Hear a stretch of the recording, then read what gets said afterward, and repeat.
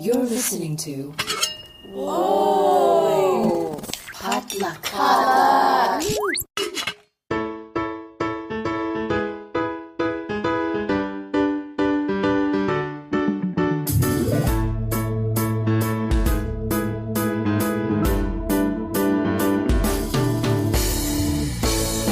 And hey everyone, welcome to Books and Boba, a book club and podcast featuring books by Asian and Asian American authors. My name is Marvin Yue. And I'm Rira Yu. And we are here for our June 2024 mid-month check-in episode where we go over the latest Asian American book and publishing news.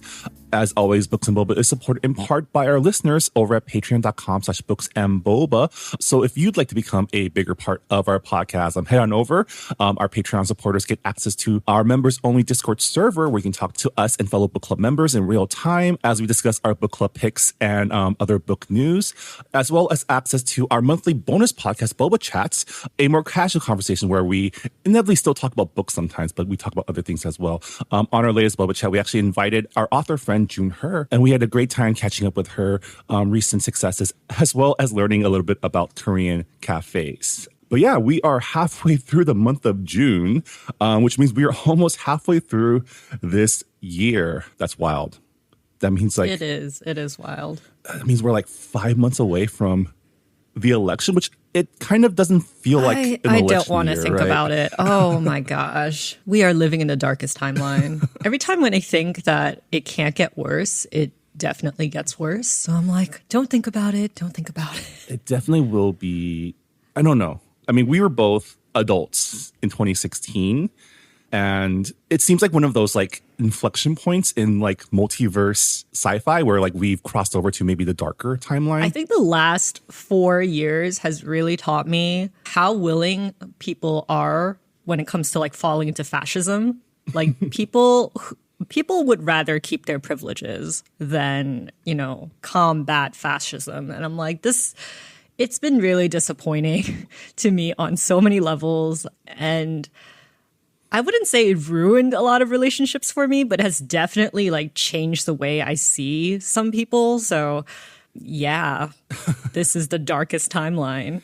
Yeah, I feel like, especially since I'm sure our listeners have noticed that we tend to focus our reading on not only diverse authors, but also like we like our anti-fascist, anti-capitalist, like let's just be good people themes in literature. And let's not support genocide. Like that is like the bar is on the floor. Like I do not understand how some people just like can't even pass that bar. But I feel like that is a conversation that we do not want to get into because I will probably rant for like an hour. Yeah, I think we all know where we stand on these things, and I hope our listeners are there with us. It is sad to find the world back in a state where we're still debating these things, right? I think these are things that media would like us to think that were settled in the last century, but, here we are. So I mean, just like looking at how many like media spins I have seen and just like how headlines have been just like twisting a lot of stories and current events that we've been seeing in real time, like on social media, has just been like, okay, like America has propaganda too. And you would think that people would be able to see past it. But again, like some people are not willing to churn that part of their brain on because it means losing their privileges. We as Asian Americans are no stranger to the American propaganda machine. The very center of a lot of our cultural conversation is the model minority myth, one of the most insidious of American propaganda spins, right? Yeah, but let's move on to happier news. There's been, book deals have not stopped, and we have some hot tea for you guys. If you guys have been on our Discord, you guys know what it is. R.F. Hwang's Yellowface coming into reality. Again, it's going to be a fun Yet talk. again. Yeah. Yes. I feel like her sales like skyrocket every single time something like this happens. Yeah, I feel like her book has entered the same kind of stratosphere as like Cry Nation or Minor Feelings, right? The book that people bring out every time stuff like this happens. Yeah, it's just more like, I thought this was supposed to be fiction. But after we read it, we're like, oh no, R.F. Kuang really just cobbled together all the wild things that have happened in publishing. And, you know, if they weren't real in the first place, you would think, oh, they're unbelievable. Why did she make stuff up? And it's like, no, she didn't make stuff up. That actually happened in real life. It actually That's happened crazy. and is still happening. And we'll get into that later on in our news segment. But as always, we start off our mid-month episodes with a review of some of the latest Asian American publishing news, looking down the pipe to see what's coming in the next few years.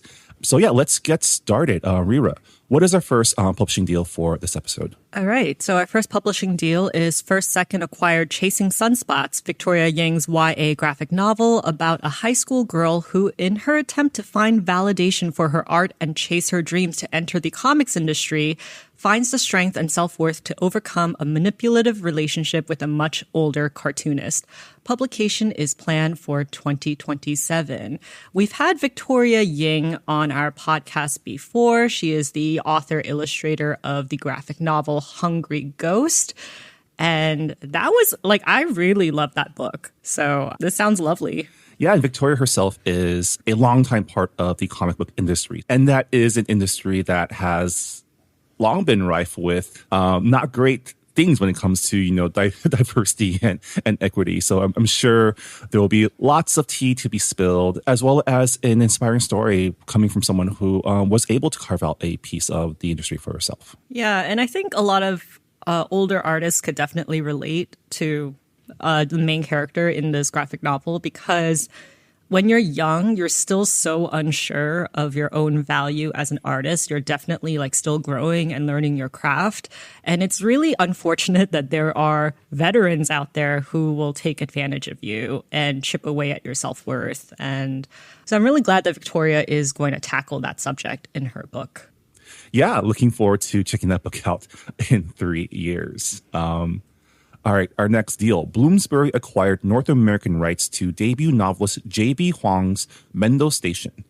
The novel follows a 30-something Korean-American woman who quits her job as a private Christian school teacher following the death of her best friend to become a mail carrier in the U.S. Postal Service. Publication is scheduled for 2025. This sounds like a book that I would be really into reading. Just like as someone who grew up Christian and, you know, was still very active in like Christian fellowship in college, I always find it really interesting to read about adults who kind of stray from Christianity or, you know, kind of find a life outside of that bubble. And becoming a mail carrier for the U.S. postal system, you know, like this is kind of like a job that we think is menial, but I don't know, like I feel like you can find a lot of fulfillment in it as well. I will say, as someone who was married to a government employee, there is nothing more secure than a government post. The benefits are great, the hours are reasonable, and the union is strong. And especially coming from like a private Christian school where I can only assume the politics, both religious and just like elitist parental, as well. that comes with that it's a much welcome respite, especially for someone going through a tough time. And, you know, we don't know what the vibes of this book is. Like, is she becoming a postal carrier because she's investigating something about the death? Or is it the trigger of like, you know, her millennial quarter life crisis, right?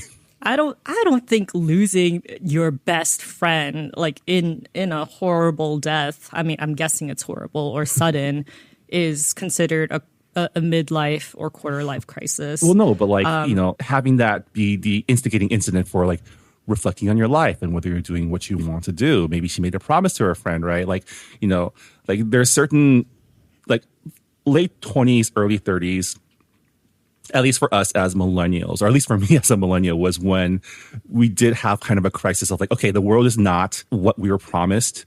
The thing I worked for like all my life for doesn't really exist or isn't always chalked up to be. So what should I do? What am I supposed to be doing? Right. And I can see that, you know, like a shock to the system being the catalyst for doing something completely different, doing something completely out of expectations. Right. Yeah. I mean, I've seen a lot of millennials and older Gen Zs who came from like very coveted positions. Like they worked in like corporate finance. They got paid really well, but then they were just like very unhappy and stressed out all the time. And, you know, a lot of them did take breaks by either working at like cafes or working like part-time jobs. And I feel like that is something that a lot of millennials go through, like Marvin said. Yeah. But congratulations to JB Hwang on their book. Next up, Melissa de la Cruz sold world rights to Rings of Fate to Red Tower in a 3-book deal. Described as The Princess Bride meets The Wheel of Time, the book is about a sharp-tongued barmaid and an infuriatingly handsome prince who agree to a fake engagement to forge an ancient treaty between kingdoms and to stop a deadly magic power. Publication is planned for winter 2025. I love The Princess Bride, so I already in for this book. This sounds like a lot of fun. I haven't read the Wheel of Time series because there's so many books, but I have watched the Amazon Prime series, which I know fans are mixed on, but I really enjoy it. And, you know, it also stars Daniel Henney, and the first episode, you get a really good shot of his butt, which my wife really appreciated. I really like this. Like, the Wheel of Time invokes epic, deep lore fantasy, and the Princess Bride invokes like kind of like a more poppy sensibility. And I love that the Princess Bride is kind of the model here, because I feel like a lot of poppy sci-fi fantasy kind of veers towards the more quippy, you know, like James Gunn, Whedon type of pop. And I really do miss the Princess Bride kind of just like irreverent humor type of poppy fantasy, right? Yeah, I would say The Princess Bride is like one of the pioneers of romantasy, because it's, you know, romance in a fantasy world, and it's, you know, it's loose fantasy. It's not high fantasy, and there's a lot of humor. And I don't know if a lot of people know this, but The Princess Bride, the movie as we know it, the book that it was adapted from, it's actually like a curation. Yeah, wasn't the book also kind of, it was written as like a historical text, right? Like yeah. So the book is actually called The Princess Bride, S. Morgenstern's classic tale of true love and high adventure, the quote unquote good parts version. And it was written by William Goldman. And in the movie, you see like a grandfather telling the story to his sick grandson. And that was actually William growing up. His father had told him, told him this story. And when he was older, he found out that his father had taken out only the good parts, because there were a lot of a lot of expositions. And it was, you know, I just love the fact that it's like an adaptation that also got adapted in like a weird Inception kind of way. Yeah. And, you know, Melissa de Cruz is such a prolific writer, but I can see her having fun with like this conceit for this like epic fantasy tale. And I love the fact that the female lead is a sharp-tongued barmaid. Sounds feisty. Yeah, and it also has, you know, our favorite trope of fake engagement, a fake relationship to fight an ancient evil. Just lots of fun stuff going on in this book. I'm really excited to learn more about it as it comes out next year. Okay, next up, in a preempt, McElderry Books bought By Invitation Only by Alexandra Brown Chang. This wish fulfillment-laden YA romance, inspired by the author's real-life debutante debacle, is aimed at fans of American Royals, Better Than the Movies, and Love and Gelato. The book is described as when Piper and Chapin both score invitations to the world's most high-profile debutante ball, their polar opposite lives are destined to collide. Publication is planned for fall 2025. So I'm assuming this is a contemporary, like, cotillion/debutante style ball, right? Yeah, I'm guessing so as well. Which is kind of funny how that still exists. Yeah, I mean, it's, you know, it's obviously of a certain class of neighborhood or community.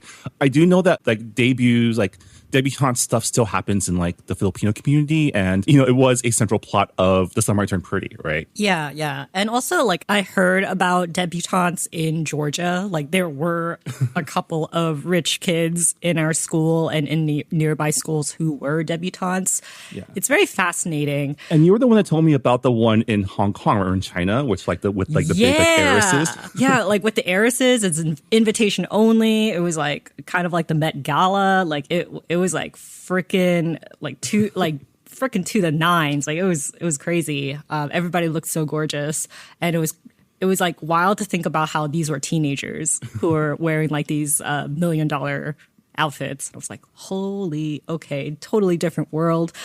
Alexandra Brown Chang, her sister Annabelle Brown Chang is the owner of Annabelle Bookstore in Studio City, and a couple of our author friends have done book launches there. And also their mom is Amanda Brown, who is the author of Legally Blonde. So this is a family that is, they have roots in literature and in books. And it's just fascinating how that worked out. Yeah. Wow. I didn't realize it was like the long and storied family lineage of authors. Yeah. Yeah. I was just like, Alexandra Brown Chang. I was like, don't I know another Brown Chang? So I looked them up and I was like, oh yeah, I do. Okay. Yeah. Cause I've been to Annabelle Bookstore and it's such a cute bookstore. If you guys are in the area, definitely check it out. It's like a store that specializes in YA. Yeah. All right. Next up, in an auction, Simon & Schuster acquired North American rights to 2 books by K-Ming Chang. The first book is a novel titled Rage Will Be Your Savior, and it is about 3 young Asian women who summon a demon. Ooh. The second book is a story collection titled Exhausted Monsters, which explores queerness and the possibility of new worlds using monsters and demons to confront heteronormativity and patriarchy. Rage Will Be Your Savior will be published in 2026, and the second book, there's no publication date announced yet. K-Ming Chang is the author of Bestiary, and we've also had her on our show to talk about her book, Organ Meats. Yeah. I mean, okay. Just full on, K-Ming will be the first to admit that her writing isn't for everybody. But I am excited whenever I see new books coming out from her because it's going to be visceral and maybe a little weird. I remember Organ Meats was just such a trippy read, right? And I'm curious to see what the root of this demon summoning is going to be all about. Yeah, and I also love the title, Rage Will Be Your Savior, as someone who has a lot of rage herself. Yeah. Okay, next up, Nancy Paulson Books at Penguin acquired world rights to Faraway Family by Padma Venkatraman and illustrated by Nicole Wong. The picture book is about a girl who feels uncomfortable with all the love her faraway grandparents shower on her when they first meet. But through the power of their imaginative shadow puppet play, these strangers soon begin to feel like family. Publication is set for spring 2026. I think this is a really relatable story for a lot of, second generation, 1.5 generation immigrant kids.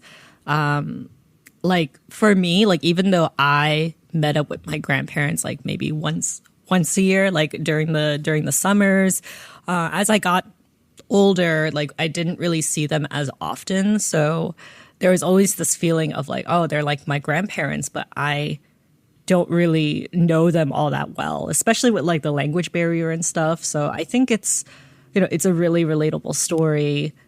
Yeah. And it's I can see why it would be uncomfortable when these strangers who you've only seen in pictures are suddenly showering you with all this love and attention. And you're like, I don't know you. Yeah. I mean, it was definitely harder back when we were kids too, because, there was no Skype, there was no FaceTime. And so meeting them in person is probably the only time you get to see them, when you're, over in, either Taiwan or Korea during the summer or when they come to visit you. And even that, as they get older, it's harder for them to travel, right? And that's kind of the experience of being an immigrant separated from your homeland, right? You look around, you see people who have been here for generations, you see family units, they see grandpa, grandma every weekend or every other month, right? And that's just something that disconnection is definitely a part of our experience of being, diaspora. So yeah, definitely cool to see that being explored in the picture book. All right, next up, Orca bought world rights to Foodie First, written by Rina Singh and illustrated by Leung. Told in rhyme, this picture book is an introduction to the diverse foods of the world. Publication is slated for spring 2026. This sounds like a book that you would give to your nieces, Marvin, as a foodie. Yeah, I definitely would want them to be. It's funny. I have a couple sets of nephews and nieces, and with varying levels of food pickiness. So I have one set who are my nieces that I definitely know reads, which is why I send them more books.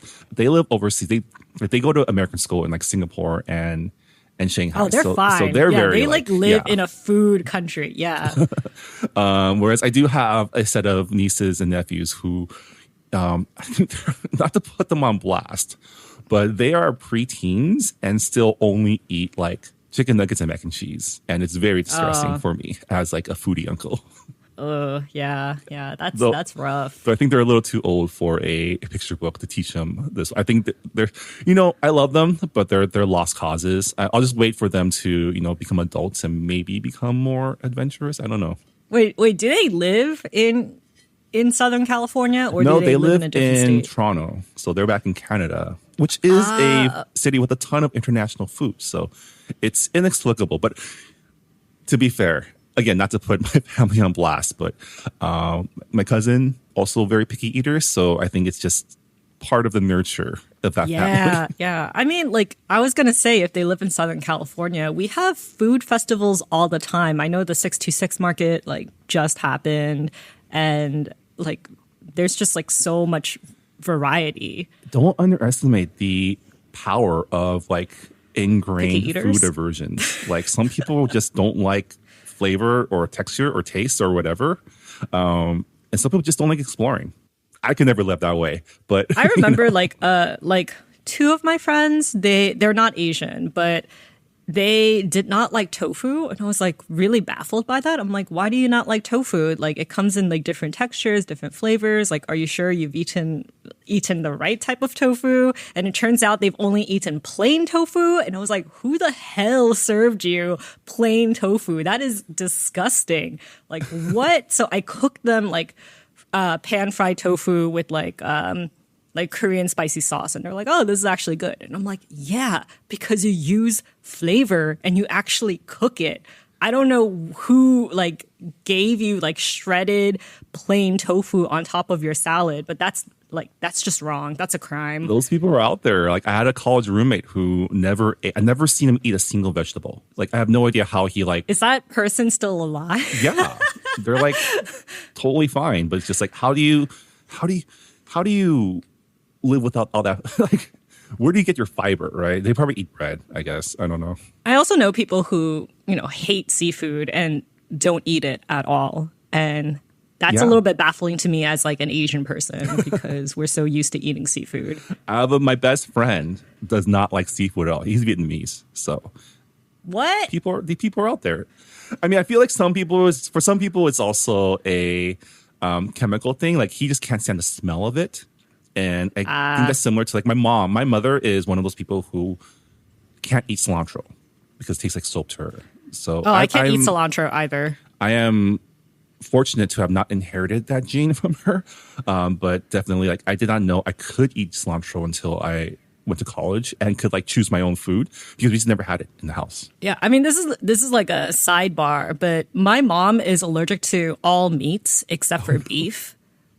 So like growing up, I mean, she would still like cook me like chicken and pork, but she just like couldn't eat it herself. And I think that's a totally different story though, because that's like having allergies. That's not being a picky eater. You have to be a picky eater in that regard because you'll die. Yeah, exactly. Yeah.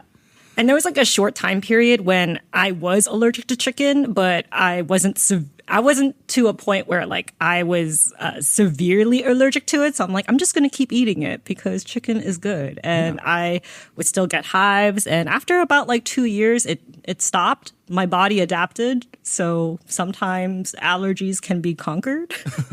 Which is to say, this is a great book to get your kids to start them early thinking about food and the myriad of food available.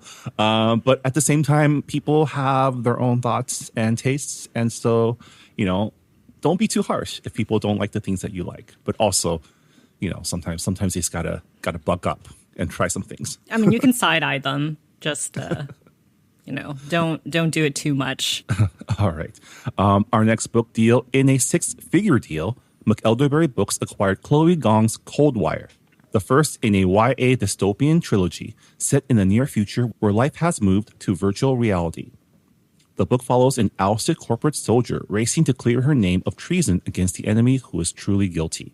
Publication is set for fall 2025. So Chloe Gong, we've had her on the show before for her debut, These Violent Delights, which was, set in Shanghai. It was a Romeo and Juliet, reimagining with some supernatural elements to it. We read Foul Lady Fortune, which was a spin-off / companion piece to that series.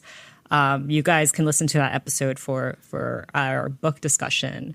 But it's really cool that she is writing a new trilogy. Yeah, moving away from her, Shakespeare-inspired alternate history Shanghai. I wonder if this will also be loosely inspired by some Shakespeare. But excited to see her step into the world of dystopian science fiction. Yeah, dystopia is coming back, and I'm like all for it. I'm like, yes, bring back the mid-2000s, early 2010s dystopian literature. I mean, Hunger Games is going through a renaissance right now, so I'm all for dystopia. Yeah, and I love the trope of a former soldier turning into a rebel and fighting against the system. That will always get me. I also love stories where VR is a thing, or you're inside a video game. I don't know. As a gamer, I always find that trope to be really fun to read. Yeah, so that is to say, we are very excited for Chloe Gong's new chapter and looking forward to this new series. All right, our last book deal is First Second acquired Scribble by Gavin Aung Tan, a semi-autobiographical middle-grade graphic novel about a 7th grader who loves to draw, but whose parents didn't leave their homeland of Myanmar so that he could spend his life scribbling. Publication is planned for 2027. Oh my God, this does sound autobiographical. Yes. The classic Asian American story of kids just want to be creative, but parents want them to be practical. But really excited to see this coming from a Burmese author. I think that is a community that, at least personally, haven't seen a lot of published fiction coming out of, and it's always cool to add to the pantheon of these stories are universal to all of our communities, but especially in refugee communities, right, where practicality is a survival instinct. And so, they have to struggle with the fact that now that they are presumably in a more stable position, sometimes creativity just needs to sprout. Yeah. And also parents saying, oh, we did not immigrate to this country for you to pick an insecure path of being an artist or a creative or whatever. And it's didn't you immigrate to this country so that I would have better opportunities and have a better life and therefore have, choices? So yeah. I don't know. It's a little bit contrary to what they're saying. A little bit hypocritical maybe, but to each their own. Yeah, so congrats to Gavin on the book deal. Always cool to see new middle grade graphic novels about the struggle for immigrant children. All right, so that was our last book deal. So now moving on to some book news. Before we get to the aforementioned tea that we teased at the top of the episode, we have some quick stories to get through. Rira, can you tell us what our first piece of news is? Yeah, so E.J. Ko recently won the 24th annual New York Public Library Young Lions Fiction Award for her book, The Liberators. And it's a time and space hopping epic following 2 Korean families. The Liberator enlists memory, trauma, and empathy to examine the irrevocable decisions we make in love and war. Since 2001, the Young Lions Fiction Award has recognized American writers who are aged 35 or younger. So this is an award for, pretty much young writers, young emerging writers. E.J. Ko is the author of The Magical Language of Others, which was a book pick that we've discussed on our show before, where I was very personal and emotional. So if you guys want to listen to that, like, be my guest. There's a lot of trauma dumping there. Yeah, I actually wasn't aware that EJ wrote a fiction novel. Really excited to check it out, especially now that she's won an award for it. It does make me sad as someone who just turned 40 that I will never be up for one of these young people awards ever again. There are plenty of authors out there who we've talked to personally who started writing past 40. So really, age is just a number. I guess it's just, yeah, like, I don't think there's a 50 under 50, right? Like 40 under 40 is kind of like the top of those lists. I honestly hate those lists because it just like doesn't benefit anyone. It like adds pressure to young writers, and then it like makes older writers feel bad. And it's just like, just celebrate a win, celebrate your own success without comparing yourself to others. With that said, though, we're super excited that EJ did win this award. I do remember The Magical Language of Others, and that was a really great. She has a very beautiful writing style, and I'm really curious to see what it looks like in fiction form. All right, so our second piece of news is Costco will stop selling books year-round starting in January 2025, according to the New York Times.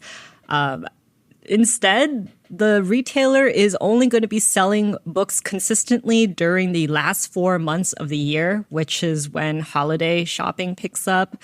And this decision stems from the amount of labor required to stock books. So each title has to be unboxed and stacked by hand, whereas like all the other products at Costco can just be rolled out on pallets. And even though according to Publishers Weekly editor-at-large, Jim Milliot, they estimate that Costco, along with like other big box stores like Target, they only make up 4% of book sales. But it is like kind of alarming because not everyone goes to bookstores. Some people, pick up books at grocery stores, and having those books at Costco, Target, grocery stores, I don't know, it kind of makes it more equal, democratic. I don't know. Like, I don't know the word, but it's just like they don't have to be an intellectual to be keyed into culture. Yeah. I mean, to be honest, I don't think I've ever even stepped foot in the book section of a Costco. What? It's humongous, though. Yeah, but they're all like box sets, and I feel like Target too. Like sometimes I see like say a Yellow Face or like an author that we've talked to at Target, but for the most part they stock like bestsellers, right? Like that's kind of the business model. Yeah, I mean like bestsellers and like really like popular books on social media, like books that are already getting attention. But if you're not keyed in on like bookish social media, then you're not going to know that these books exist. Actually, like recently, I had a friend who was like, oh, have you heard of this book called Fourth Wing? I think you should read it. And I'm like, girl, that's been on social media for so long. There's already a sequel to it. Like, it's been everywhere. Like, where have you been? And she's like, well, I'm not on book Twitter. I'm not on book talk. I only see books when I come across them. And I'm like, yeah, that's fine. I see how this is disheartening given the trend of like retail bookstores and book selling contracting over the last few years, right? Like, Barnes and Noble has made a ton of like not very popular decisions of like contracting even what they're going to carry. Bookstores is not, it's not a lucrative industry to be in. And, the amount of even independent bookstores are dwindling every year, right? So I see why like the reduction of like merchandising can affect, will affect people's access to books. And while I personally have not bought a book from the Costco book section, I'm sure tons of people do, right? Like, because as you know, let me ask you this, Marvin. Have you ever bought a book at Target? Because it's like the same thing. I don't think I have. What? I used to buy magazines back when magazines were a thing, but I don't know if I bought a book from Target. I usually like my book purchases have come from like say a Borders or a Barnes and Nobles. RIP Borders, by the way.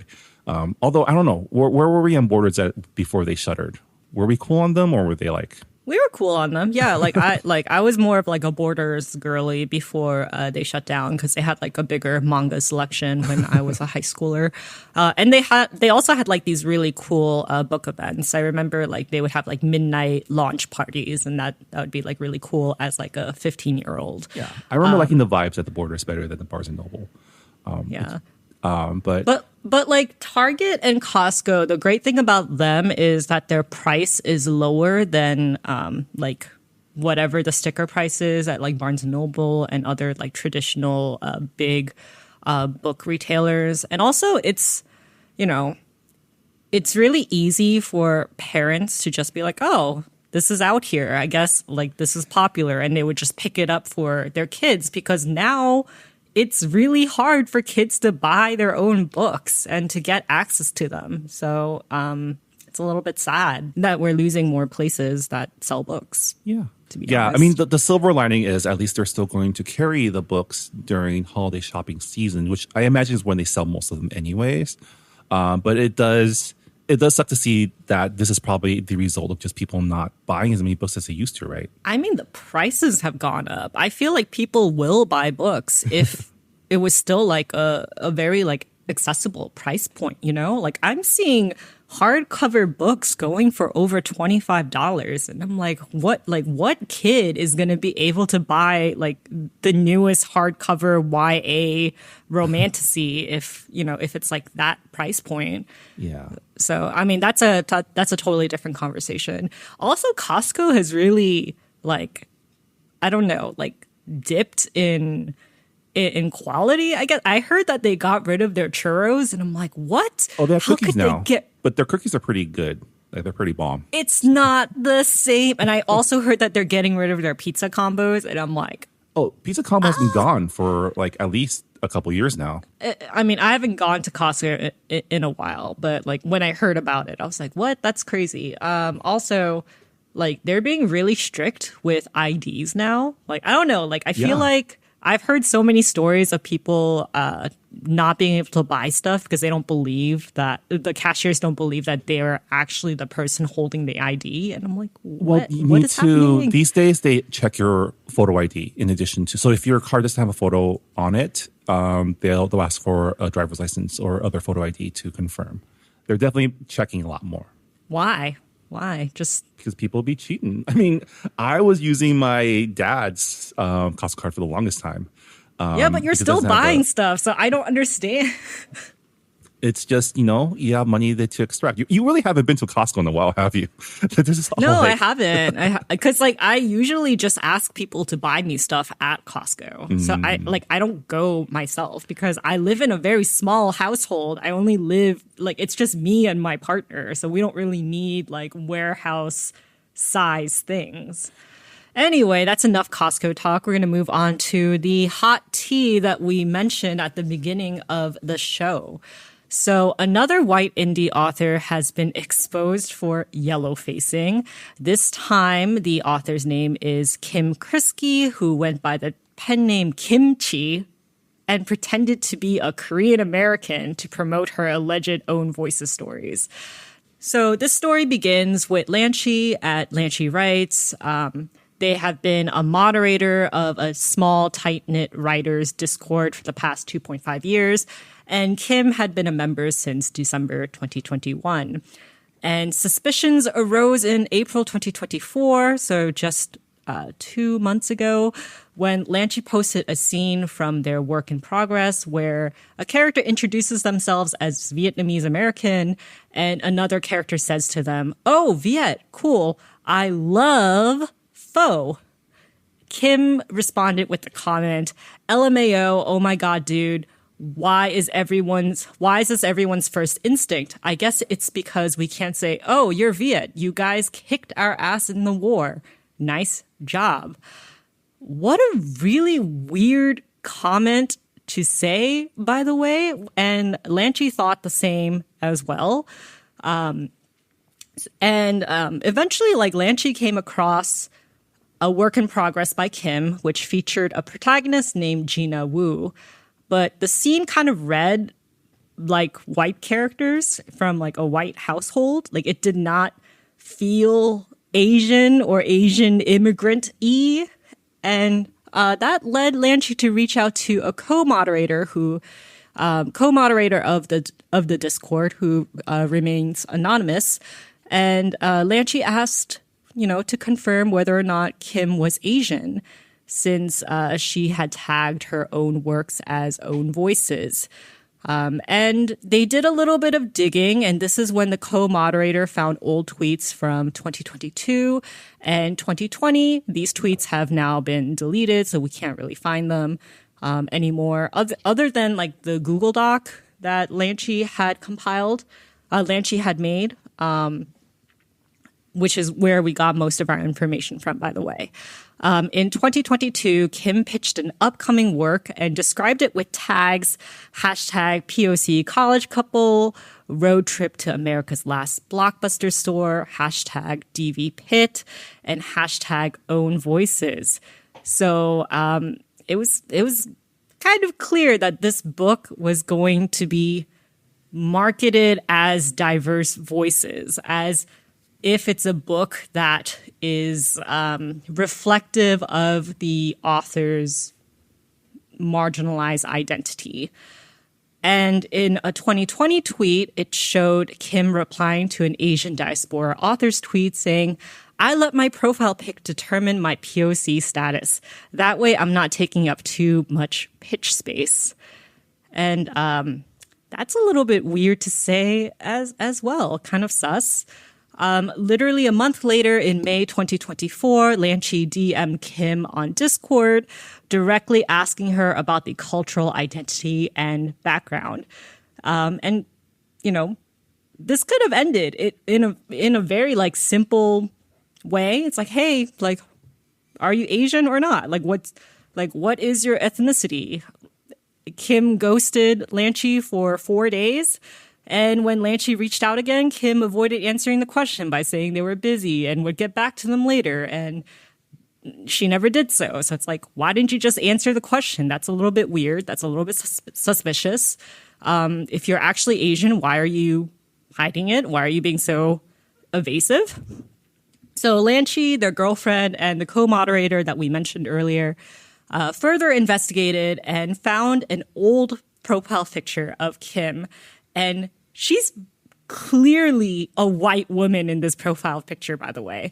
And her bio at the time said she was of Italian heritage. And Lanchi and their team found out that from 2019 to 2022, Kim had frequently changed her profile pic between photos where her face was entirely hidden, so it will be like a silhouette of a lady. It will be like a cartoon character, and she would switch to one specific photo of her and her Asian friend, but Kim's face is kind of cropped out to the side, and the Asian friend is kind of in the center of the photo.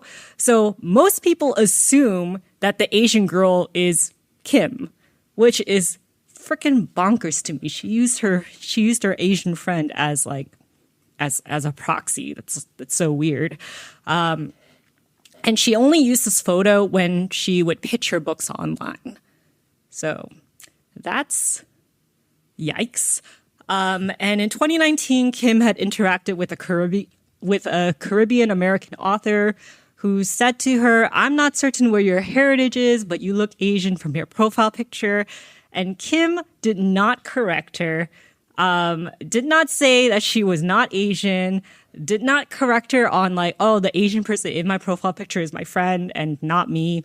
None of that. No clarification whatsoever.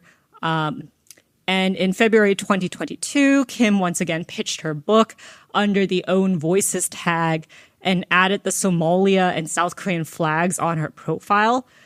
And she also posted a mood board for her book with an all non-white cast with the hashtag POC. And the really weird thing is Kim had posted the exact same mood board, but with an all white cast for the same project back in 2021. So literally she just replaced all of the white people in in her mood board with people of color. So that's also very suspicious, very weird. Not a behavior that an author of color would ever do. And later in April 2022, Kim changed her username to Kim Chi and also posted a pitch for a story featuring a Korean med student and a Black poli-sci major. And it was tagged under the hashtag own voices hashtag. And let me just say, as a Korean American, picking your pen name as Kim Chi is a choice. It's like Cho Chang. And I'm like, that's not a real name. Also, like, no Korean American person is going to go by kimchi because that's like stereotypical and kind of, I don't know, kind of racist in a way. It's kind of at the edge there. So earlier this month, on June 5th, 2024, Lanchi messaged Kim explaining all of the evidence that they found and informed Kim that she would be removed from the Discord. And less than a week later, Lanchi shared a Google Doc with all of the evidence, all the receipts on Twitter, which is where I found all this information. This was a very in-depth Google Doc, so had a lot to go through, as you guys could probably tell from all the details that I've been like spewing. And I don't know if this was the same day or if it was a couple days later, but Kim later posted an apology admitting her race fishing. And in her apology, she wrote, "It was never my intention to write about a culture's lived experience. I set out foolishly, I know, to write books that featured the American experience first. My characters were intended to depict the melting pot of America. Americans who happen to be Taiwanese, Korean, Italian, etc. The own voices aspects of my pitches were not about race. Nevertheless, I broke all sense of decency when I implied and let others believe I belong to a culture congruent with my characters." Okay, so your own voices was just you being American? You being a woman? Like, that's a little bit, this is not your space. I don't understand. Anyway, Kim's Twitter is now inactive. She's kicked out of the Discord, and this is like the second or third Italian American author who has pretended to be an author of color to get a quote unquote leg up on the industry. So it's been interesting to see how this has been a recurring crime, I would say. Yeah, I mean, I feel like it's part of the conversation where, you know, people, for some reason, people seem to think, oh, because diverse stories, because Asian stories are hot now, we need to somehow get in on it. Totally missing the point that like white authors are still doing fine, right? Yeah, especially since we have seen like Black editors and, you know, people of color being laid off from the publishing industry. And it's like, if diverse voices was a priority, then why are the people of color who are in these high positions, you know, they're leaving or they're being laid off? It's a little bit weird. And also like just looking at the ratio too, like it's still like maybe 20% of published books from last year was of like Asian descent, and it was even less for Pacific Islanders. So it's a myth that people think that authors of color are getting more opportunities than white authors. Yeah, and it's interesting that it seems like these last two major like yellowface incidents have come from like independent self-publishing like sector of the literary world, right? Like it's not even like the industry pushing these narratives. It's like people just picking these up on their own, like when they're just starting out. Yeah, they want to be seen as quote unquote special, marginalized. They want to be seen as victims in a way. And but they're not going through all the struggles that we go through. They refuse to kind of acknowledge it and to write characters who are of color, and you don't acknowledge the struggles that they go through. I don't know. It's very ick. Yeah, Indeed. Yeah, but this on top of like the Freitas Moon stuff that happened like a couple of months ago. I'm just like, how is this happening so frequently?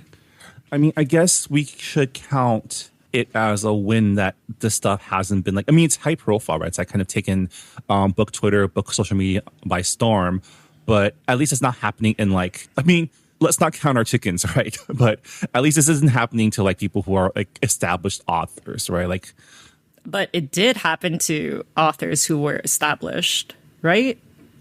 Was it Freitas Moon or was it somebody else who was writing negative comments on everybody who was debuting in the same year that as? wasn't Freitas Moon. That was somebody else. And that was an established author. That was someone who had like a... Yeah, but at least that author wasn't doing like, pretending to be an Own Voices Asian author. But they pretended to be a person of color to comment and review. Yeah, I mean, that's... other books by people of color. Yeah, I mean, that's terrible. That does suck. Don't get me wrong. But at least it wasn't like the publishing industry discovering that this person was writing as an Asian person, getting a huge 7-figure deal for their Own Voices manuscript, right? The book that they themselves wrote at least wasn't like a yellow face, right? Yeah, I mean, I think that's I feel like that's a little, I mean, it still sucks. It's different. Yeah. It's different. Yeah. I mean, so at least, like that was a scandal for sure, but at least it wasn't like one of the big five asleep at the wheel, right? I feel like it does suck that this is happening in like independent writing communities, right? That there are these grifters out there trying to put one over. But at the very least, they're not only are they being caught because they're sloppy, but it's not working for them in terms of like getting those like the deals that they actually want, right? Like they want a share of like the publishing pie and they think this is the way to do it, but it's not working out for them, right?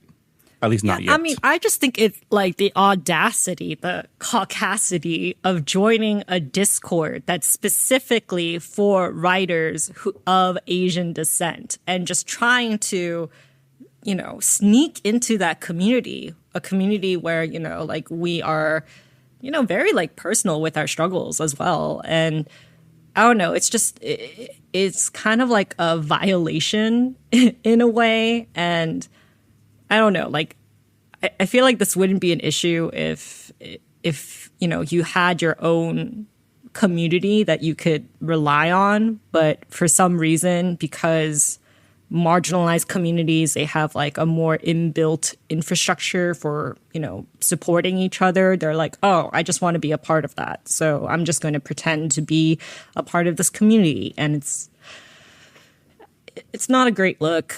And also, it's just not fair. I mean, obviously it's not fair, but for a lot of writers of color and a lot of writers who are from marginalized communities, we're always questioning, like, are we enough? Like, is our identity, valid? If I write, for example, like if I write about the Korean American experience, like, is it going to, represent a good range of other people's experiences? Am I not being authentic enough? Like, we put so much pressure on ourselves. And to think that there are white authors right there who think they can just like put a mask on and just pretend to be a part of this community and just write about us in a way that's like really inauthentic. I don't know. It's very insulting. Yeah.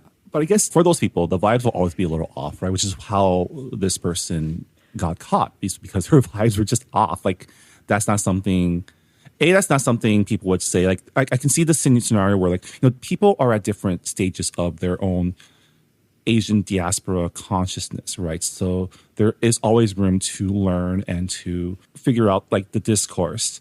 But it's when they're confronted and they dodge the question. Because like you said, if this was someone who said something out of like just either ignorance or just they didn't know any better, but when confronted was like, can you verify your cultural background? Like, there's no reason to be evasive of that, right? Especially when you're in a community for people from those backgrounds. So I think it's definitely like, it's not even a good grift. It's like that Steve Buscemi meme where he's like, hello, fellow young people. It's like I just picture this person coming and say, "Hello, fellow Asians. Do we like pho here?" Yeah. The vibes are off, and the truth will always come out. We can suss out the imposters in our community. Yeah. So I guess, she's not the first and she won't be the last. It does suck that we now have to be extra vigilant in our communities. That's the toughest thing especially speaking as people who have, taken up the mantle of like covering books by Asian American authors. A lot of times there is the stress of like making sure that we not only are being inclusive, but also are like essentially targeting the right people, right? Like how many times have we seen an author's name and ask ourselves, okay, we need to figure out this person's Asian. How do we do that? Right? It should be as simple as just asking. Yeah. And not to say that like white people can't write about people of color, but just be honest about it. Like don't pretend to be us. Like really, like write what you want, but also be honest about it and, do your research because I'm still not over the fact that she picked her pen name to be Kimchi. And I'm like, why did you think that was a good idea? You could have Googled any Korean name. Like, why would you do that? And also like, I feel bad for her friend that she like, used as like race fishing. So yeah, might want to revisit that friendship. All right. Like, can you imagine someone? Okay, like, can you imagine like taking a selfie with someone and then they like use your face as a dating profile? That's kind of like what this is. It's, I don't know. It's gross. It's really disturbing. Yeah, I would not be okay with that for sure. But yeah, I guess, don't have much more to say about this besides this sucks. I hope we never have to talk about it again, but I'm sure we will find another reason to revisit this. No, we will definitely talk about it again. It keeps happening for some, like when I was collecting book news, I was like, oh, it's been relatively quiet. I wonder if we'll have any like book news to discuss. And bam, this showed up on my Twitter feed, and I was like, it's like every 3 weeks something bad happens. Something audacious happens in yeah. Twitter.